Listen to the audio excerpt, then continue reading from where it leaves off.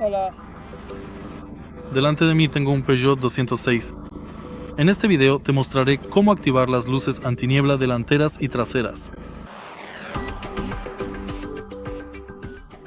Al principio, echemos un vistazo detrás del lado izquierdo del volante.